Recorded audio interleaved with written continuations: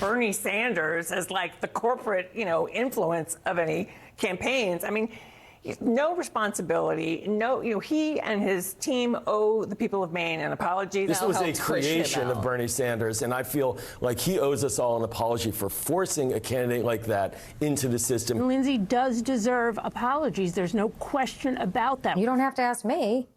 You can ask Senator Sanders, Senator Warren, Congressman Khanna, Congresswoman Alexandria Ocasio-Cortez. These are his allies. Bernie Sanders of the world, Ro Khanna's, they have egg on their face, quite literally tonight, because also there's a lack of contrition, for sure. Sheldon Whitehouse owes her an apology. I think we've got to be honest with ourselves. That's the other thing Democrats need to do is we've just got to be honest about where we're failing. And, we failed with our nominee in Maine. To this breaking news, Graham Platner officially withdraws from the Senate race in Maine.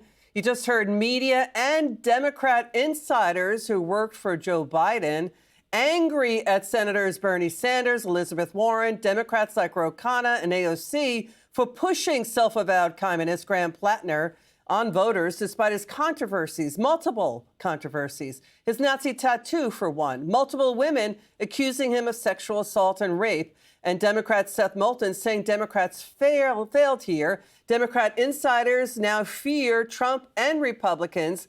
The Republicans are going to win the midterms, win back the Senate. Americans are rejecting communism and the radical left. Joining us now, GOP Texas Congresswoman Beth Van Duyne from Ways and Means. Congresswoman, it's great to see you. Thank you so much for joining us. What is with the Democrat messaging here? They went from Trump's a threat to gas prices to affordability to communism. What do you make of this? Liz, it's great to be back and good to see you. The new form of communism is basically American-hating, communist-loving, Hamas-supporting, open border fanatics. Add a little bit of anti-law enforcement and anti-constitution. Those are the base ingredients for the Democrat Party right now. This is exactly what you were looking at. I guess when you look at some of their nominees, add misogyny and pro-rapists in there. This is where the Democrat Party is starting. But quite honestly, they can sit there and they can blame Sanders. They can blame Warren. They've got to look internally, because things that have come out for this candidate, for Platner, his Nazi tattoos, the accusations of sexual assault, sexual harassment, they have been around for months. And yet everybody has continued to make excuse after excuse for this candidate because they thought that he could beat Susan Collins. And only now that has been decided that he can't, are they actually pushing aside. But you want to talk about a threat to democracy? It's not the Republicans. The threat to democracy is taking now. This is their base. You look at what they did with Biden. He got millions more votes to make it into the Republican primary. They kicked him out when they realized he couldn't make it, and they're doing the exact same thing with Platner right now. An NPR Marist poll, a recent one, Americans, the majority, are proud of America under Trump, and the majority, 61% of independents, are proud of America. Polls show Senator Susan Collins is leading the Platner replacements like Troy Jackson. Now, watch the media hot takes on Platner.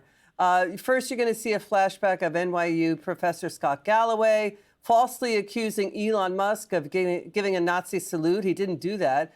And then Galloway in June, and also journalist Kara Swisher downplaying these controversies like his Nazi tattoo. Watch this. My view, purposely gave Nazi salutes.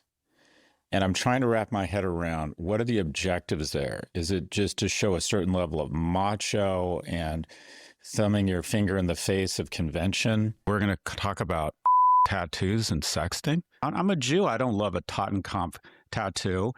Okay, if he gets drunk one night and gets a stupid tattoo, he gets a hall pass. I think voters don't care about this. I don't, and I thought his wife handled it well. I don't get bothered by it as much. None of it. He's someone who had a drinking problem as a Marine, probably got that tattoo, has some mental health challenges, which he's trying to overcome, marriage problems, which... Every election is a choice, not a marriage proposal.